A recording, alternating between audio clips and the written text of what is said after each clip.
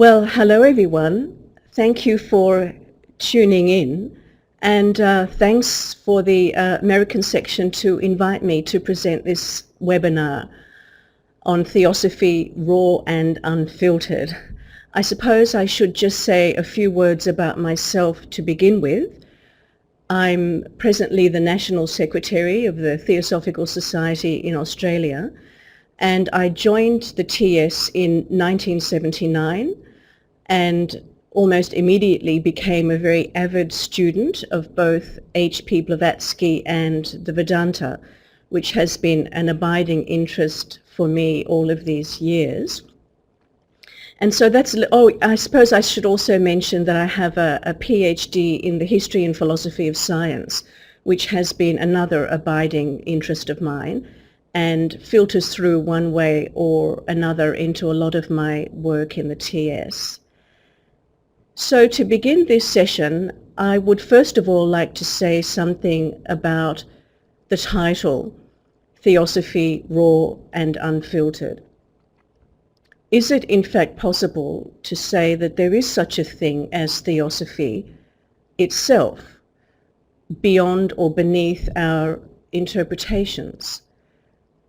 And indeed it is. And while it might seem a little presumptuous of someone to come online and say they're going to tell you exactly what theosophy is, raw and unfiltered, that is what I'm going to do or attempt to do, but based on a long-standing tradition of what theosophy is, dating back to at least 3000 BC, a universal tradition, a universal understanding of divine wisdom, which it was the mission of the Theosophical Society to promulgate. As HPB said in Key to Theosophy, the purpose of the Theosophical Society is to show the world that such a thing as theosophy exists. But we can't show the world that such a thing as theosophy exists unless we can say a little bit about it. There has been a hesitancy to define theosophy in the TS for a couple of reasons. One is that the word theosophy is not defined in the Constitution of the Theosophical Society, and the other is the freedom of thought resolution. I think that the freedom of thought resolution, which is something that all members of the TS hold dear, but it also causes us to have an unwarranted fear of being dogmatic, even to the point that we seem unwilling or sometimes unable to even define the subject matter that this membership association is concerned with, and which is theosophy. So I would like to show in these few sessions some of the ways in which theosophy has been treated and understood by sages in the past, and how that understanding has filtered through very, very directly into the work of H.P. Blavatsky and beyond her as well. Now the filters mentioned in the title, Theosophy Raw and Unfiltered. It is my understanding that for people in the Theosophical Society, they have come to theosophy through a number of layers of filters. The first filter, of course, is the filter that all human beings put on everything that they think about, and that is the fundamental filter of thought, which always is a product of our conditioning and is somewhat devoid of wisdom, intrinsically devoid of wisdom, which will be explained in another session with reference to the Patanjali Yoga Sutras. But meanwhile, just to take it as a hypothesis or take it on board for the sake of the argument of this title, theosophy has come to each of us through a number of filters. First of all, there's theosophy itself, which was not created by human beings and which can never be contained or accessed by thought. Let's just call that theosophy itself.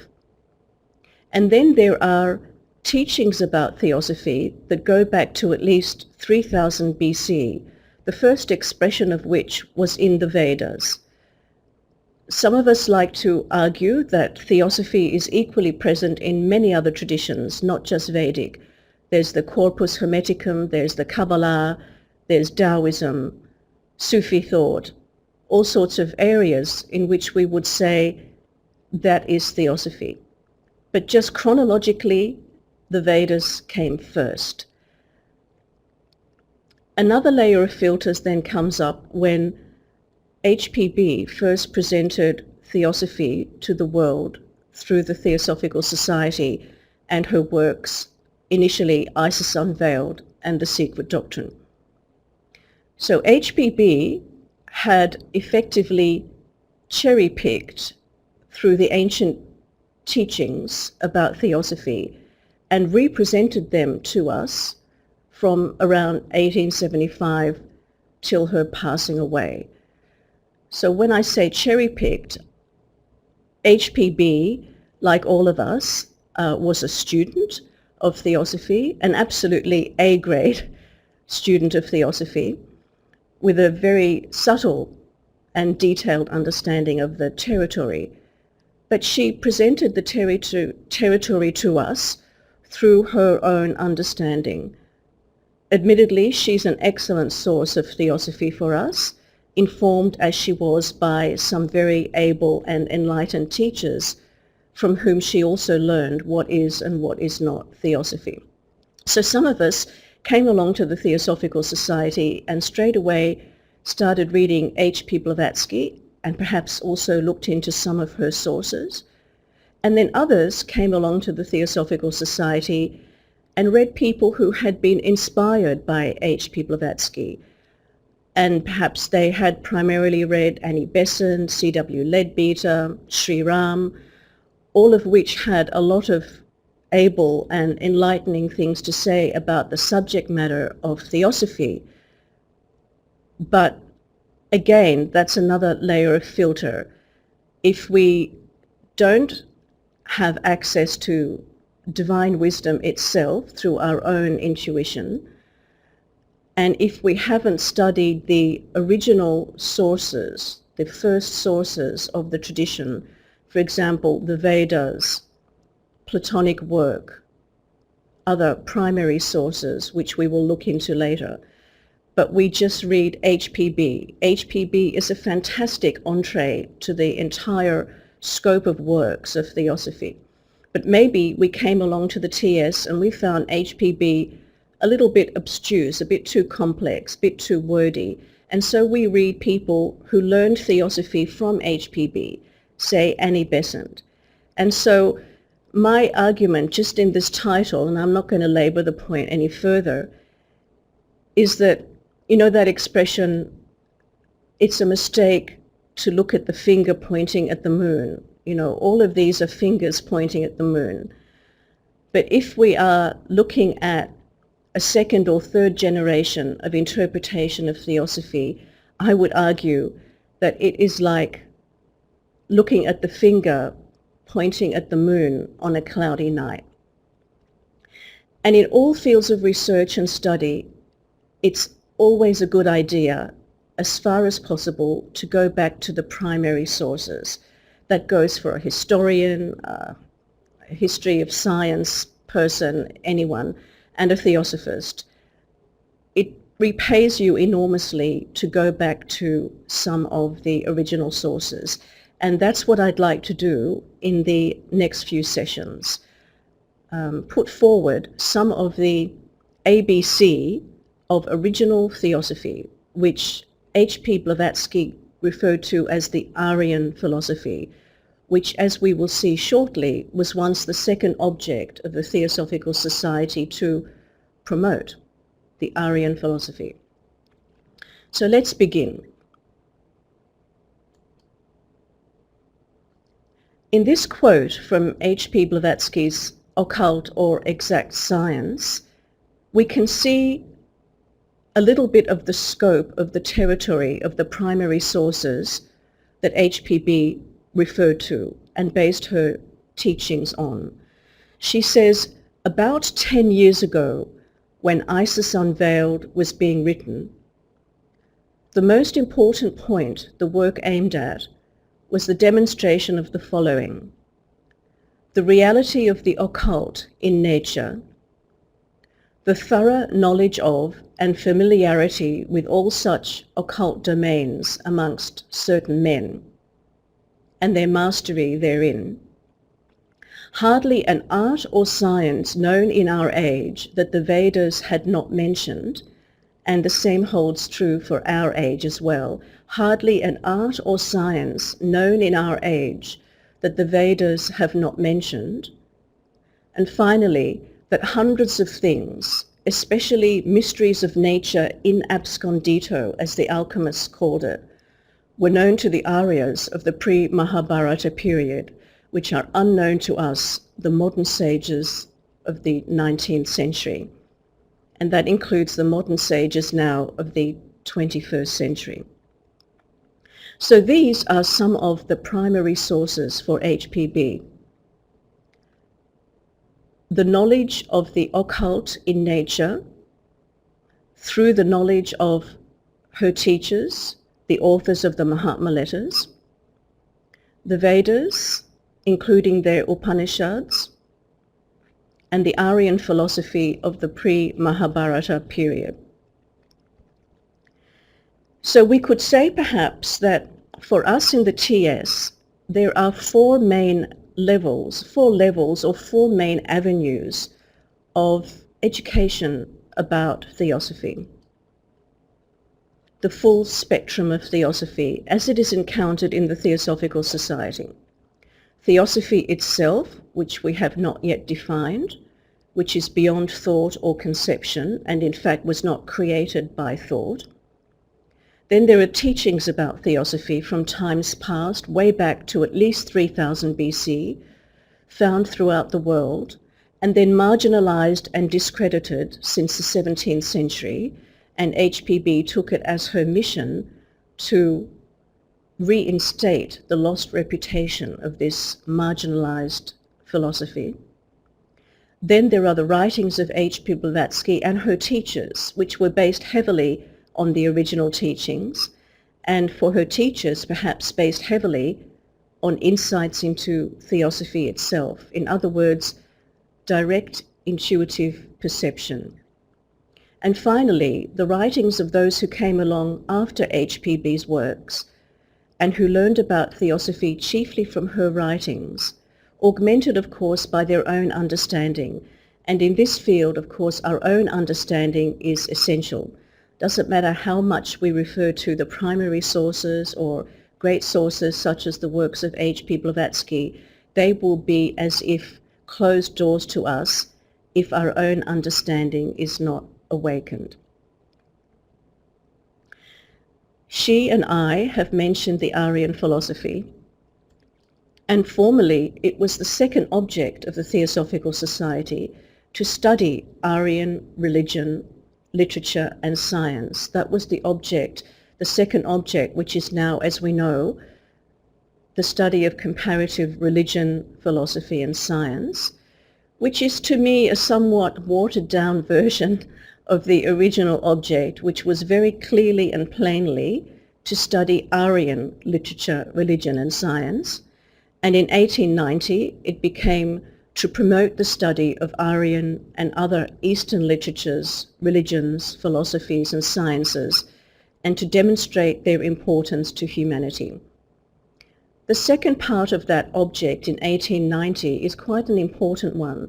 It's not just a case of ourselves studying this tradition, whether it's comparative philosophy, science and religion, or what it was originally, Aryan and other Eastern literatures. It's not just a question of my studying them for my own edification. The mission of the Theosophical Society was also to demonstrate their importance to humanity. And I think that that is still a very relevant mission, to demonstrate the importance of this philosophy to humanity. And I think we have been rather shy about that compared to the missionary zeal exhibited by some of our founders and the early leaders in the Theosophical Society.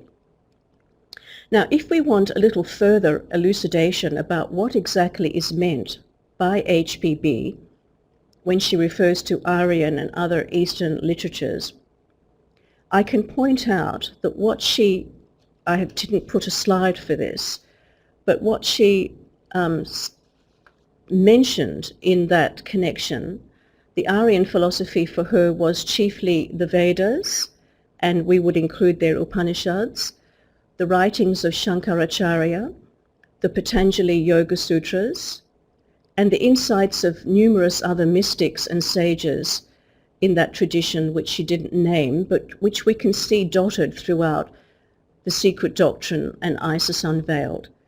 But her main sources were Vedic and the Patanjali Yoga Sutras, and especially the teaching of Advaita Vedanta of Shankaracharya. Of course, she also refers to what she calls ancient Buddhism or old Buddhism. For her and for the authors of the Mahatma letters, the tradition from which they speak, which HPB described as cis-Himalayan or trans-Himalayan, is a blend of Vedanta and old Buddhism from the source of them both, a very ancient source from which the two streams, Vedanta and Buddhism, later came to flow. And in the remainder of this session and in some of the subsequent sessions, I would like to try to present some of the ABC, the Aryan ABC, the building blocks of this philosophy, which, when we have them under our belt, so much that remains mysterious about H.P. Blavatsky's works or the Mahatma letters becomes so much clearer.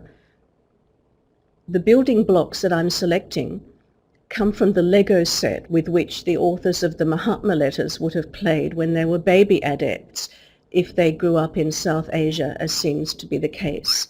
So their background knowledge, their background tradition, which might seem a little bit of, which would be a rather hard ask, were it not for the fact that much can be conveyed about this tradition in just understanding the meaning of 5 simple words, which we will see in a moment. I'm just going to have a look over to this chat box. Okay, probably what I'll do is at some point pause for questions, and then we can perhaps break into a discussion. But right now, just continuing. This is a quote from letter number 2. It was one of the KH letters written in 1880, where it says, "The mysteries never were, never can be, put within the reach of the general public, not at least until that longed-for day when our religious philosophy becomes universal. The mysteries never were, never can be, put within the reach of the general public, not at least until that longed-for day when our religious philosophy becomes universal." Many of us have read that statement from that letter, and indeed the rest of that letter, which is one of the important ones in the collection known as the Mahatma letters. But I wonder if many people have paused to actually tease out what actually is their religious philosophy. Well, there's no prizes for guessing. It's the Aryan philosophy, which we will be outlining in the rest of this session. But the point here is just that until that philosophy becomes universal, it would not be possible for the mysteries of which they speak to be put within the reach of the general public. And I would also argue it would be not possible to understand much of theosophical literature without understanding their religious philosophy.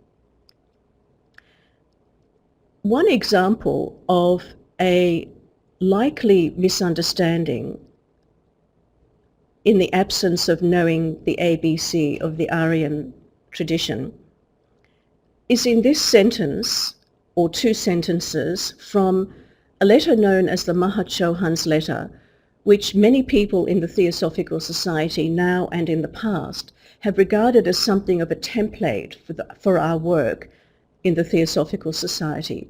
So a great letter to read and explore later on. But for now, I would just like to take these two sentences and explain what I think could be an inevitable misunderstanding. All of us have to get rid of our own ego, the illusory apparent self, to recognize our true self in a transcendental divine life. But if we would not be selfish, we must strive to make other people see that truth, to recognize the reality of that transcendental self. The second sentence there, but if we would not be selfish, we must strive to make other people see that truth, refers back, in a sense, to the original second object of the Theosophical Society, which was not only to study and assimilate the truths, but to promote their importance to humanity. So it's not just to recognize the truths ourselves, but to strive to make other people see their relevance and realize those truths. But now for the first sentence. All of us have to get rid of our own ego, the illusory apparent self. I wonder how many people, perhaps coming from a Christian background, would regard that as an injunction to be more humble, to be meek, to be good people, to put other people first, that kind of thing. Maybe to be like good Christians.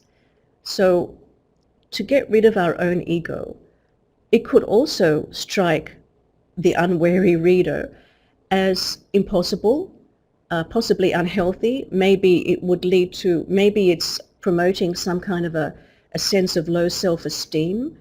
Maybe people reading that from outside the TS would think that this is some kind of like a self-deprecating membership association. But the statement here, to get rid of our own ego, the illusory apparent self, is a technical, it's not a poetic or value judgment kind of statement to make. It's referring actually to the truth about the constitution of the human being. That at some levels, we are actually parading as a false self, or rather, the real self, the true self that I am, is concealed within a number of layers of vehicles or bodies, which are the apparent self. We'll look into that a little bit more in a moment. To recognize our true self in a transcendental divine life. Again, the word transcendental could be taken to mean almost as if it was some sort of a flowery expression. Transcendental, high, better, really good, some great divine life. But actually transcendental divine life is again a technical term referring to an actual location, a discernible, almost like somewhere that has a kind of a, geographical location that we need to learn where to look to see that place. So this statement is possibly a statement which people coming from outside into the TS or new members of the TS might take to mean an injunction to make ourselves more humble. But it's important to realize that there is a critical difference between being good and transcendence in this philosophy.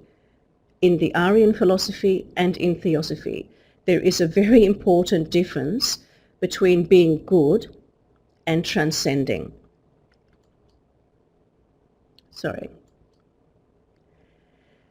So, reading the Vedas, which are the primary sources, or even the Upanishads, is a rather hard ask these days.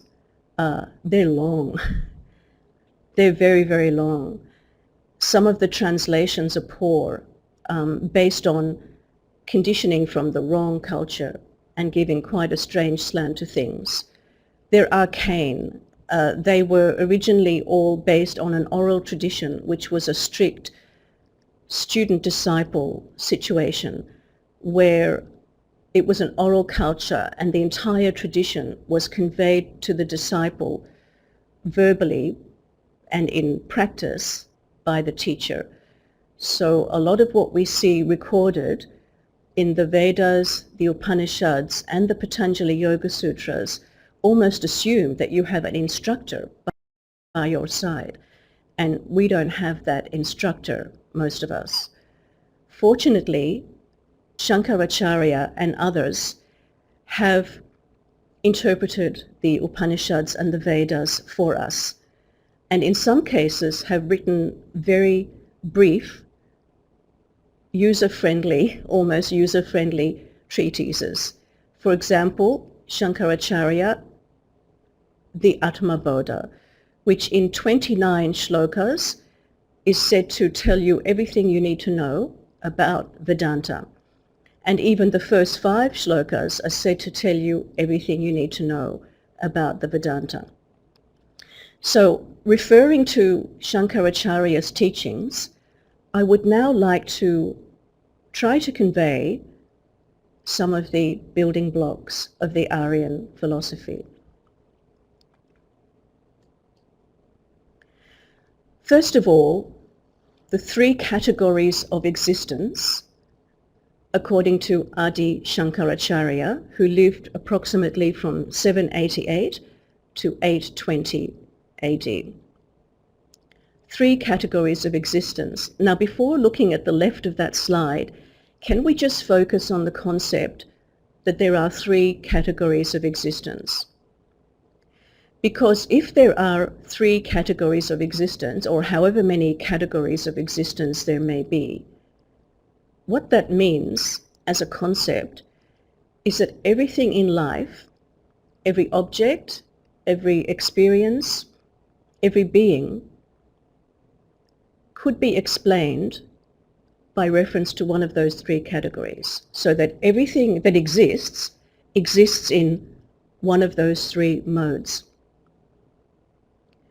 So let's look at what the modes are, or what the categories of existence are, just briefly. The first one, and absolutely the primary one, is Sat, that which is permanently existing, the permanently real, the eternal, pure being, boundless being, unconditioned consciousness. In the dictionary, the word Sat also means occurring, real, actual. It means good, true.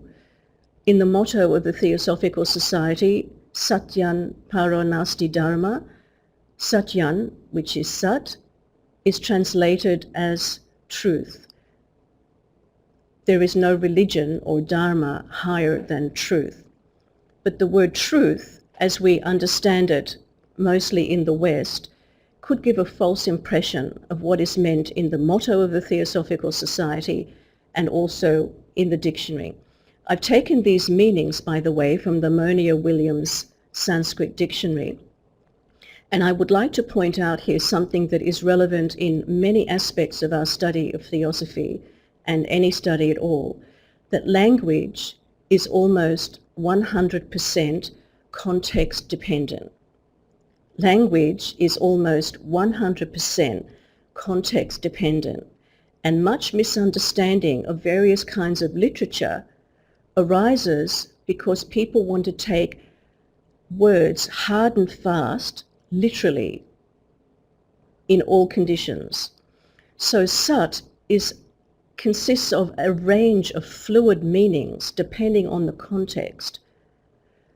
The highest context, or the context here for Shankaracharya as one of the 3 categories of existence, Sat is pure being, which is eternal. Then there is Asat, Now in Sanskrit, a is just a negation of whatever the word is. For example, avidya, which translates, one of the translations is ignorance or not knowing, because vidya means to know. So avidya is not knowing. Similarly, sat is the real, the actual, the true. So asat is that which is permanently non-existent. Sat is always present. Asat is never present. In some contexts, it means wrong. It means wrong, just plain wrong. But I would like to point out here something which, as a sort of proof, attempted proof that the categories of existence could explain everything. The question of evil often arises. If there is good, for example, in Plato and the Neoplatonists, the ultimate reality, which is the good, is there another ultimate reality which is not good? Well, according to this, there is not. There is no ultimate reality, permanently existing thing or principle which is not good. There is only the good, ultimately. And then there is a third category, which is used by Shankaracharya as a category which covers manifestation and the world as we know it. Mithya, the falsity of the world. The world, according to Shankaracharya and Vedanta, exists. It certainly does exist, and you and I are proof of that, but only apparently. So the world, as we know it, exists, but not in reality, only apparently. If we go back to the previous slide, where it says all of us have to get rid of our own ego, the illusory apparent self, we can now see that what is being referred to in the illusory apparent self is something that exists in the category of existence known as mithya, the falsity of the world, the falsity of the ego. The world is a temporary projection from the real. My ego is a temporary projection from the real self, from the self that I really am, the transcendental divine life. So there is the eternal real, which is pure being, boundless consciousness, present everywhere and in everyone, but which is covered over by the world.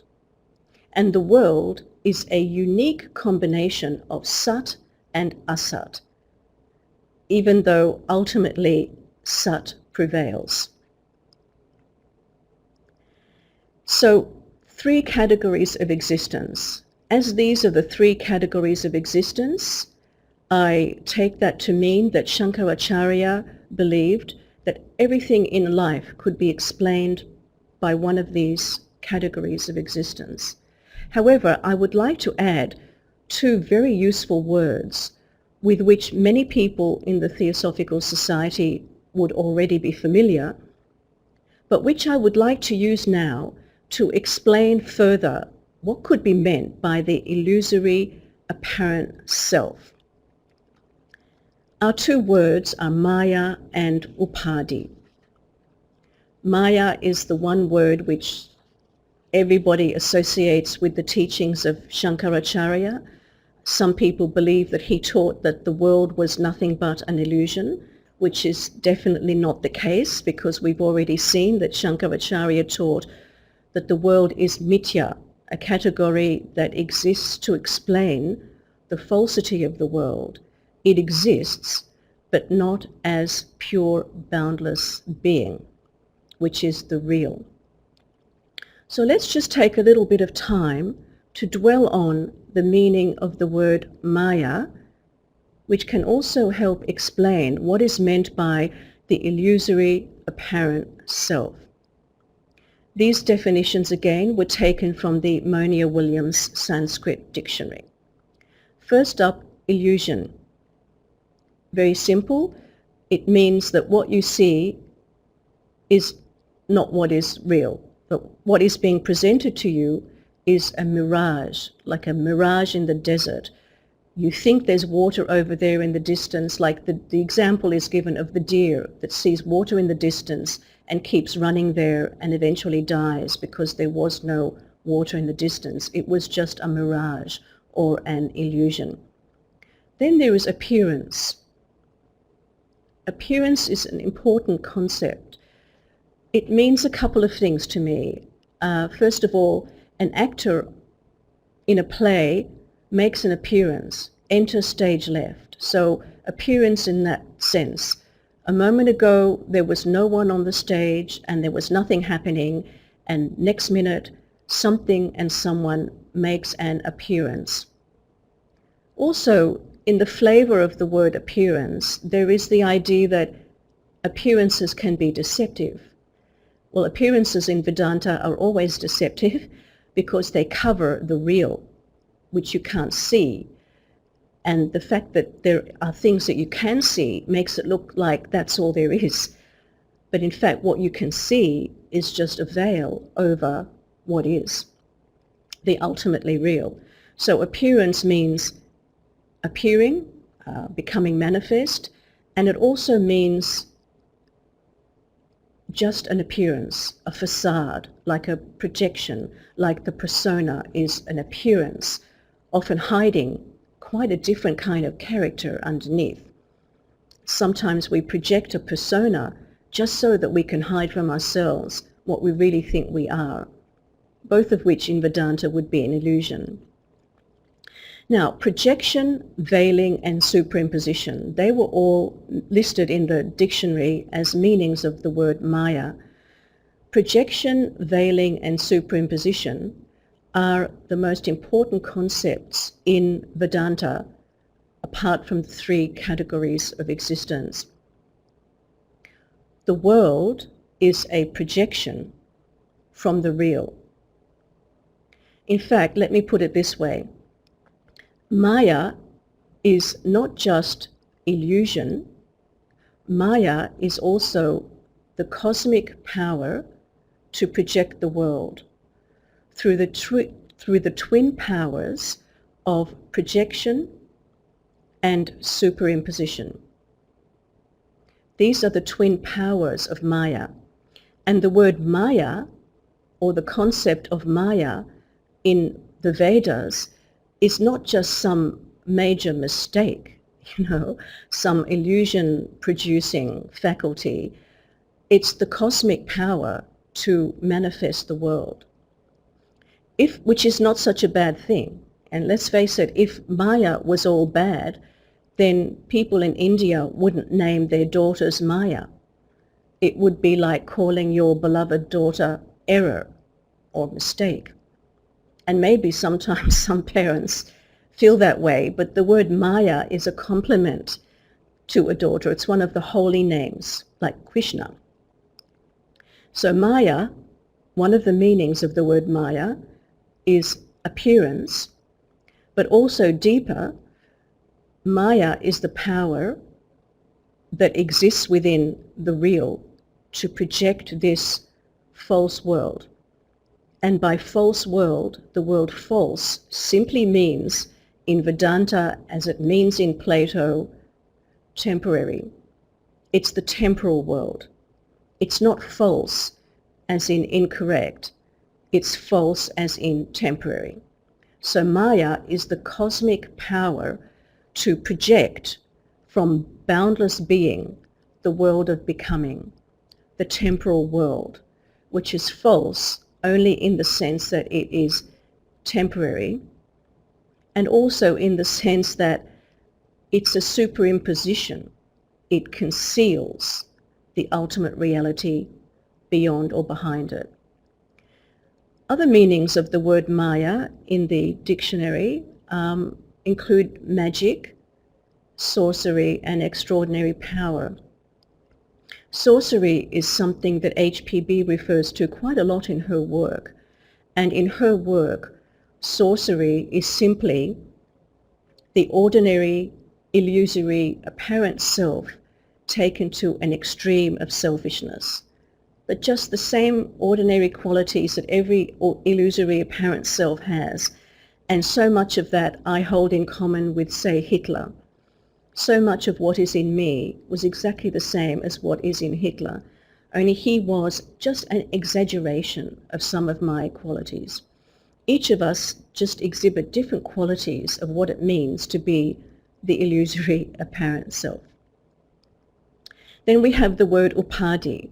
Anybody who has studied classical theosophy, circa 1875 and on, would have come across the word upadhi, or vehicles.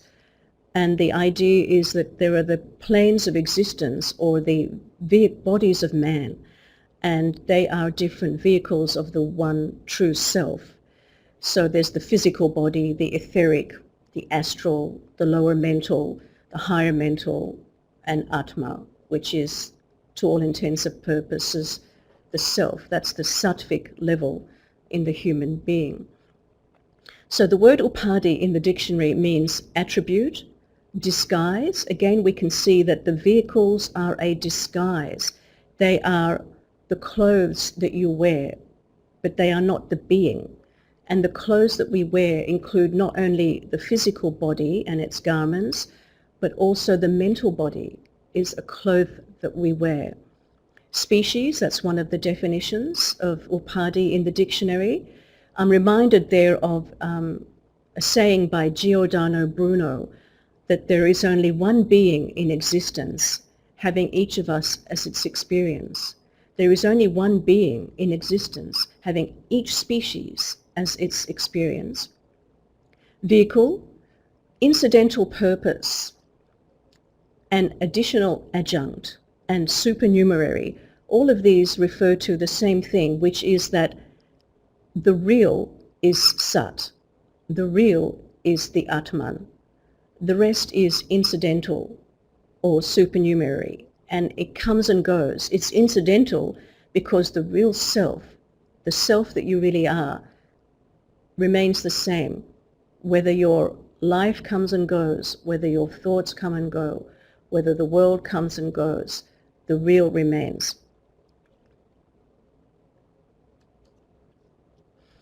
Just as a little exercise in comparative religion, before we close possibly for any questions, I'd like to propose these as alternative words for Shankaracharya's category of existence, Sat, which in Plato's work would be the good. So alternative words for Sat, which is pure boundless being, unconditioned consciousness, the real, the good and the true at different levels. In Vedanta, we've got Brahman and Parabrahm. In occult science and esoteric science, we come across the expression the absolute, the one life and one law, which is in the Mahatma letters. Same, alternative words for Sat, the absolute, the one life. In religion, we have the word God, which could be taken to be Sat, the highest order of being, the ultimate reality. And God is love. Same with Sat, infinite bliss, infinite kindness. Or in religion also, we come across the divine, which is in the word theosophy. And the divine is intelligence, pure, boundless intelligence.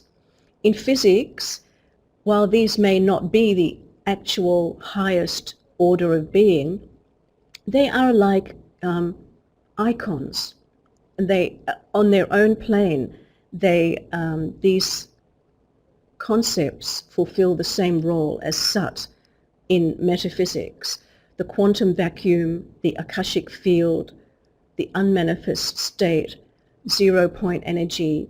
In each case, these words represent the underlying reality, the eternal, out of which the particular emerges.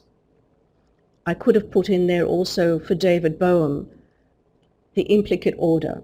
Out of the implicate order, which is Sat, the temporary falsity of the world emerges. Out of the implicate order of myself, which is the Atman, the other bodies or vehicles emerge. In mathematics, the fully integrated state, and in philosophy, we have the expression ultimate reality, the totality, pure consciousness.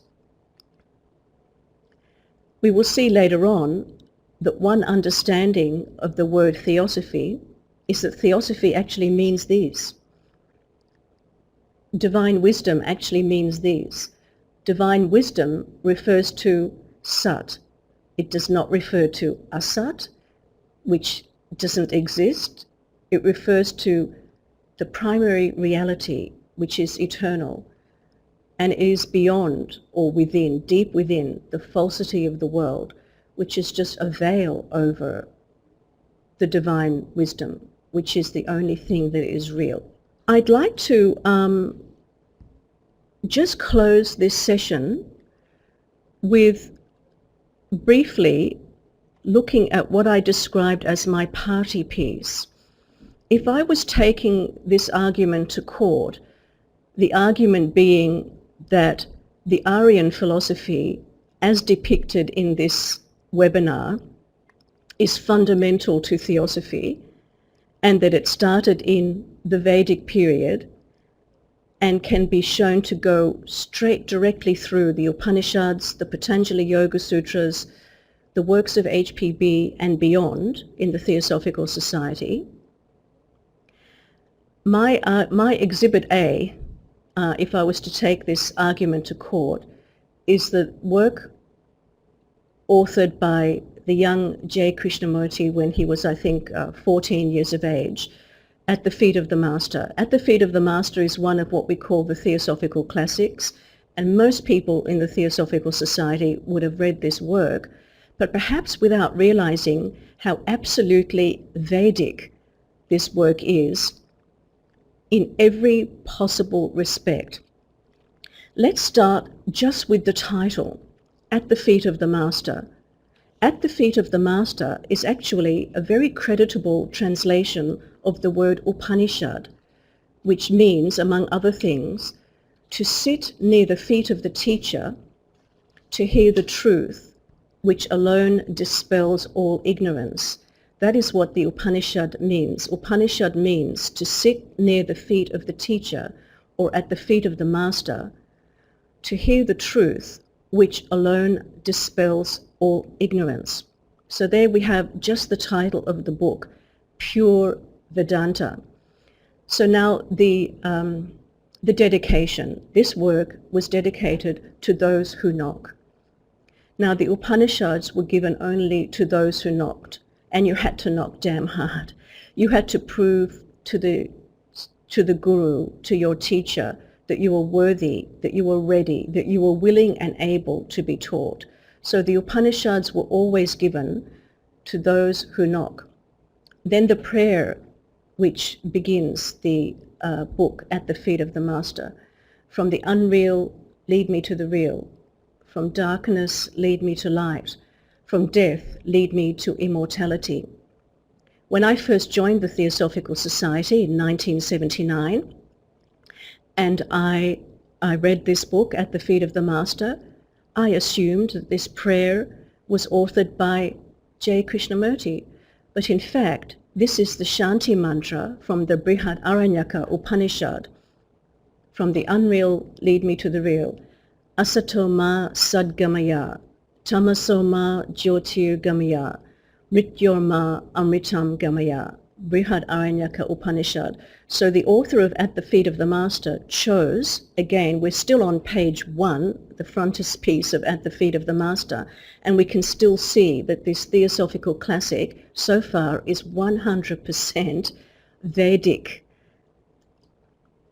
Then inside the Four Qualifications for the Path, when I first joined the Theosophical Society, I thought this was something that the young J. Krishnamurti and his teachers came up with in 1910, even though he says, these are not my words, they are the words of the master who taught me. So the 4 qualifications on the path in At the Feet of the Master: discrimination, desirelessness, good conduct, 6 points of good conduct, and love.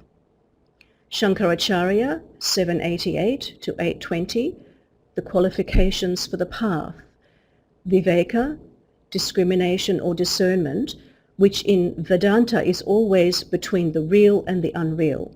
Ultimately, it is the capacity to discern the self from the not self, the self from the vehicles, the self from the projections, the silence from the thought. That's what viveka is all about, ultimately. Then vairagya, dispassion, or in Krishnji's word it was desirelessness, exactly the same thing. Shad sampat, the 6 virtues or treasures, the 6 elements of good conduct. And mumukshutva. Mumukshutva is the one word in At the Feet of the Master that there is a different translation and a slightly different slant than that given by Shankaracharya. Mumukshutva is traditionally translated as the longing or the strong desire for liberation. Krishnji translated as love. And in At the Feet of the Master, he explained that if you have love, all the rest will come. It's the same with mumukshutva. If you have the longing for liberation, all the rest will come. So this is my, Exhibit A, and there will be other exhibits as we go on in other sessions. This is Exhibit A, showing that the Veda went through H.P. Blavatsky, went through Annie Besant, went through this, one of the 3 Theosophical classics, and actually also permeates Light on the Path, which we will have one session on later. Now, the point of this exercise before we close for today, the point of this exercise is not to say something facile like Theosophy equals Vedanta. That would be pretty useless even if it was true. I'm not saying Theosophy equals Vedanta, but what I am saying is that if you know the ABC of Vedanta, you will learn much about Theosophy. Much of Theosophy will be plain as day, including things that seem to be quite esoteric or obscure. Once you understand the 3 categories of existence, the meaning of the word Maya at every level, and the meaning of the word Upadhi at every level, you've got almost everything that you need to know about esoteric philosophy and occult science. Thank you very much for listening. See you next week.